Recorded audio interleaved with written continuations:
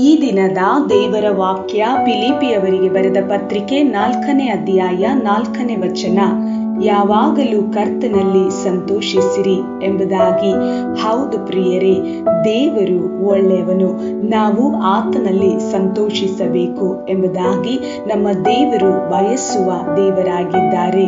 ಪ್ರಿಯರೇ, ನಿಮ್ಮ ಜೀವಿತದಲ್ಲಿ ನೀವು ಹಾದು ಹೋಗುವ ಎಲ್ಲ ಪರಿಸ್ಥಿತಿಗಳ ಮಧ್ಯದಲ್ಲಿ ನೀವು ದೇವರಲ್ಲಿ ಸಂತೋಷಿಸಿರಿ, ಸಂತೋಷ ಪಡಿರಿ.